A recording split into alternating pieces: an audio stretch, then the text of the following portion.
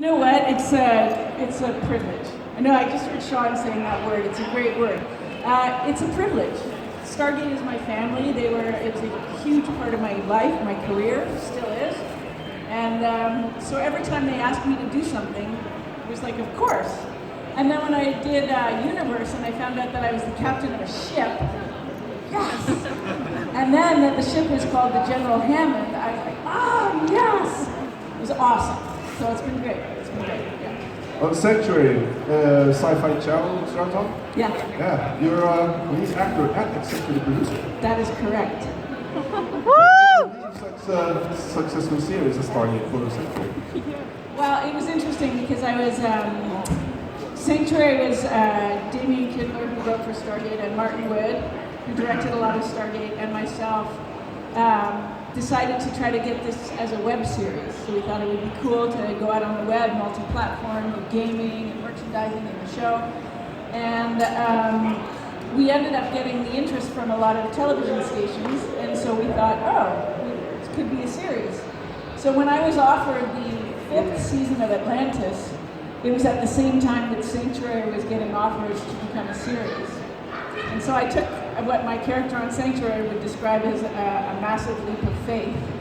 And I took this huge leap of faith in the hopes that Sanctuary would go, and it did. But I remember talking to Joe Malazzi and sobbing, like bawling my eyes out. I'm sorry, but I have to try Sanctuary.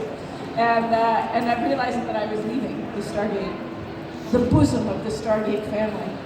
And so it was very scary, but it was worth it. Yeah. In Sanctuary, you're both actor, executive producer, and director. Which part do you prefer?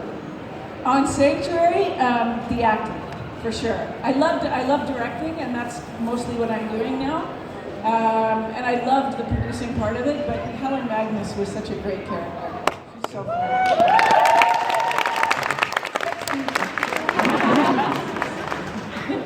You won a whole bunch of awards. Leo Awards, Best Actress, nominated Gemini Award, and Saturn Award, and a lot. Yeah. Actually, Canadian Comedy Award 2007 for Breakdown. Yeah. Besides winning, you've been nominated several times as an actor, and you've also been nominated for Leo Award as a director. Which nomination do you value most? Actor or director? I was very. The Leo Award was for the very first show I ever directed, which was Stargate Resurrection. So I was shocked and very pleased to get that nomination. But I think probably the first acting award, because it was the first time that the community in Vancouver, which I was relatively new to, had accepted me as one of their own. So that meant a lot. Yeah. I recently saw your public performance, the commercial for your first public performance, the commercial for Tim Hortons own brand.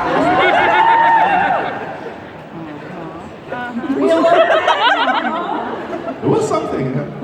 But you've done other commercials, films, TV series, and theaters. Yeah. Which one would you prefer doing, and which performance are you most satisfied with? Wow.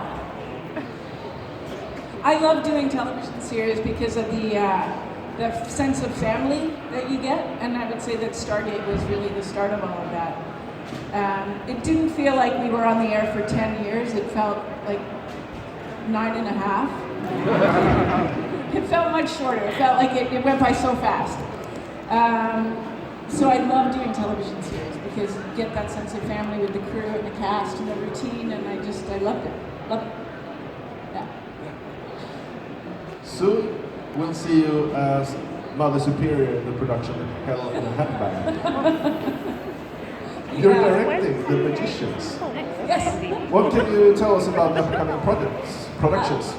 Hell in a Handbag is a film that Martin Cummings, who's an actor that some of you may know, wrote and directed.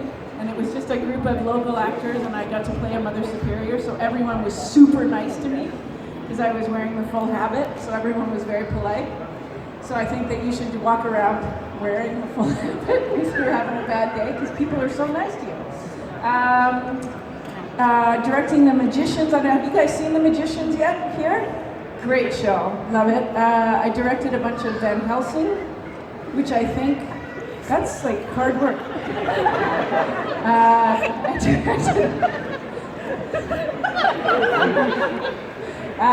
Van Helsing with a new hero, a female vampire hunter. Travelers is coming to Netflix for you. Brad Wright, who wrote and created this series Stargate.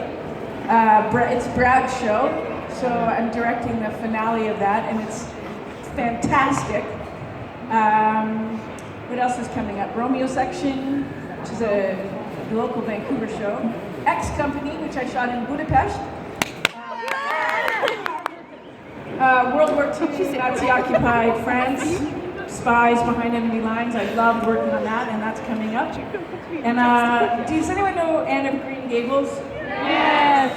Okay, so I'm directing the finale of this new remake written by one of the writers from Breaking Bad. So if you know anything about Anne of Green Gables, she's this iconic Canadian little red-headed orphan. It's like watching Little House on the Prairie kind of era.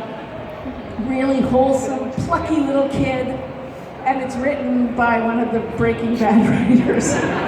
This new adaptation. So it's going to be very interesting. So I shoot that in January. Right, that I was looking forward to. Yeah. You co-founded the Canadian comedy group Random Acts. Yes. Can you please tell us how you come up with that?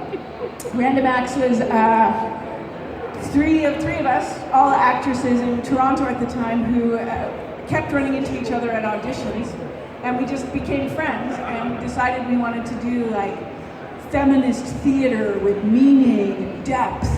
But I like comedy, so I said, you know, if we did these stories but we made them funny, then people would maybe get the message, because you know you're laughing and it's fun. So we decided to do we decided to form a comedy troupe, and we did stories about Anne Sexton's transformation poetry. Anyone knows that, very heady.